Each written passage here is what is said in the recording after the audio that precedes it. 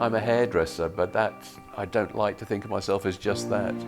I'm a people pleaser. I like making people happy, and thankfully I found a profession which allows me to do that.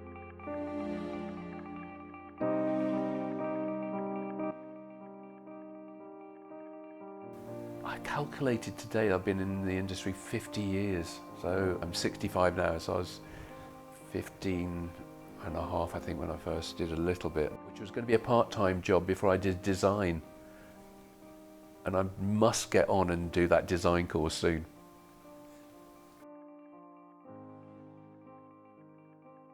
I had lots of advice. I think the biggest piece of advice you can give anyone is listen.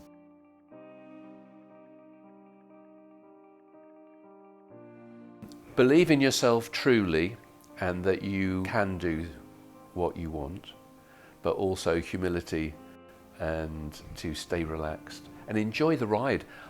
If I'd realised how fast life is, I'd have enjoyed it more. 38 years of your life has been put into doing kind of hair stuff. I think I'm very lucky and very honoured.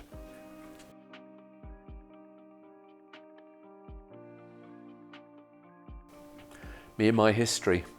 I started off in Birmingham in a salon called Hair by Michael, and I was trained by a completely mad guy. Well, he wasn't completely mad, he was actually a very good hairdresser. Then I moved down to London when I was 21, and I worked for Daniel Galvin for a while, and I was the artistic director there. Which two things I learned. Being an artistic director is more than just a name. You have to work out how to make things work for the brand and make the brand work. And also I learned humility, which is a very good thing to learn, because I was a little bit cocky.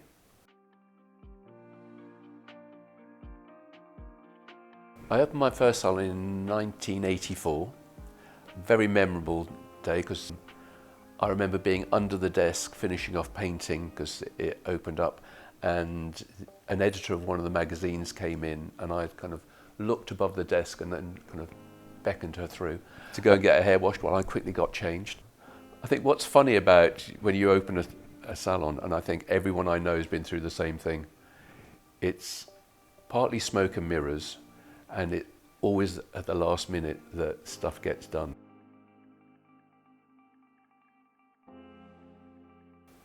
The first film I ever did was Chariots of Fire. I did all the barbering on their 1920s, 30s haircuts.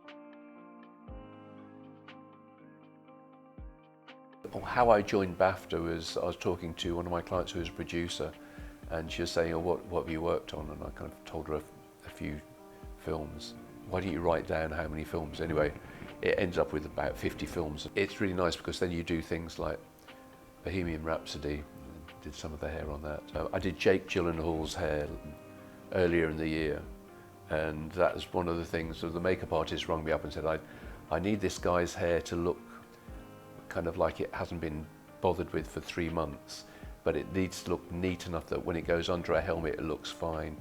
Can you do that? And I was like, yep, I'm sure you can. That's that thing where you have to be cheeky and go, yep, I can do it.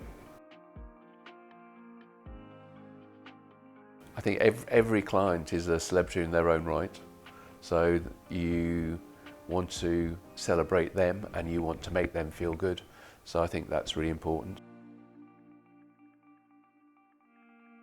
One of my clients bought me this book. When she gave it me, she said, I thought you might like this. Anyway, I was kind of wandering through it. The weirdest thing started to happen when it's me.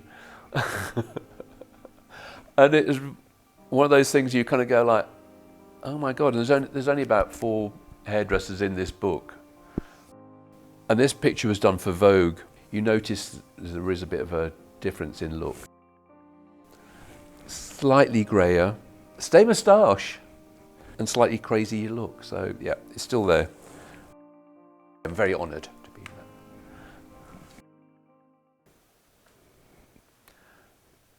Are you going to answer the questions?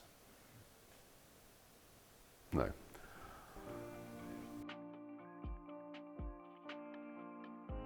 give the advice that my dad actually gave me. You need to have the best education, because the education will be the thing that will back up all the stuff for the rest of your life. Inclusive, caring, encompassing.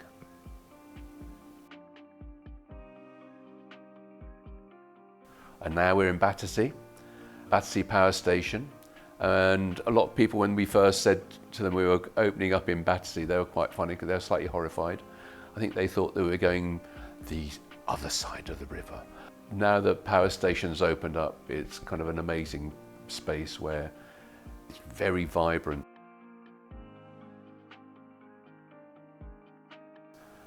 A great partner, and I'm really very lucky having Yasha, who's brilliant. He tells me all the things I don't want to hear, and that's very important. And having a great team.